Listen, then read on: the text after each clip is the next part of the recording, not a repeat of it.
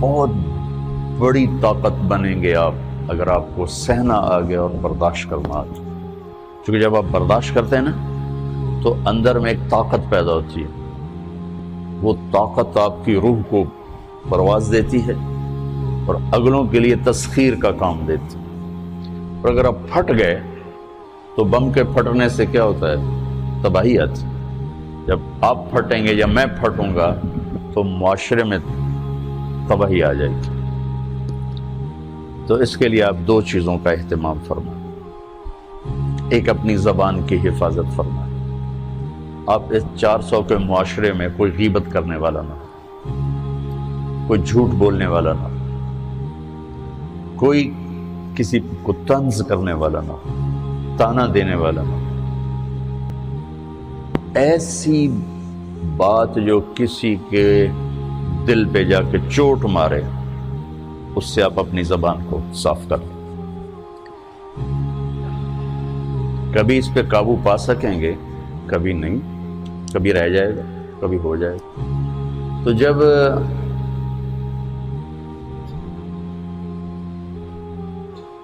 ہاتھ سے نکل جائے بات تو پھر اللہ نے ہمارے لیے توبہ کا دروازہ رکھا ہے.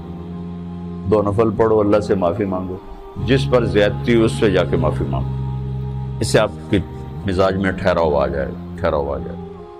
تو میں آپ سب سے یہ گزارش کرتا ہوں کہ اس معاشرے میں آپ اپنی زبان پہ قابو پانا سیکھیں. برائے میرا بہت فائدہ ہوگا. ایک زندگی گزری ہے، شام قریب ہے، تو پوری زندگی کے تجارب نچوڑ بھی اس میں شامل ہیں.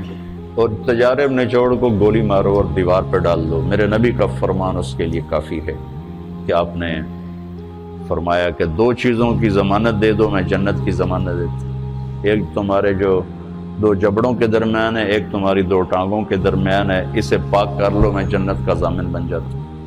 اور معاذ بن جبل سے فرمایا کہ تمہیں پورے دین کا نچوڑ بتاؤں. کہ جی کیا؟ تو آپ نے اس حدیث کو میں نے پتہ نہیں ہزاروں لاکھوں دفعہ بیان کر دیا ہے اور ہر دفعہ بیان کیا ہے کہ اچھا یہ ایسے کر کے کیوں فرمایا؟ یہ پہلے کیا پھر کہا کف ھذا. اور کہا کس کو ہے؟ جن کے بارے میں آتا ہے کہ اس امت کے علماء کا جھنڈا قیامت کے دن معاذ بن جبل کے ہاتھ میں ہوگا. اتنے بڑے آدمی. 18 ہجری میں انتقال ہوا. 1434 ہجری میں اردن گیا تو ان کی قبر سے خوشبو آ رہی تھی. 1400 سال گزر گیا، ان کی قبر سے خوشبو کا آنا بند نہیں ہوا. اتنے بڑے آدمی کو کیسے سمجھایا؟ بچے کی طرح. معاذ اس زبان پہ قابو.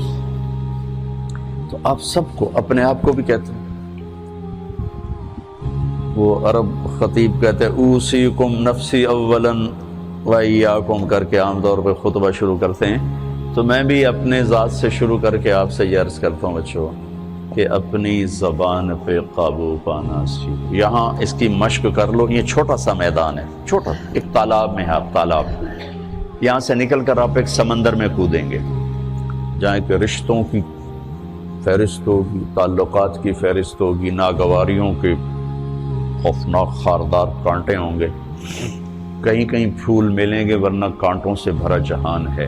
اگر آپ نے یہاں پریکٹس کر لی تو پھر آپ اس میدان میں جا کر انتہائی خوبصورت معاشرے کا فرد بن جائیں.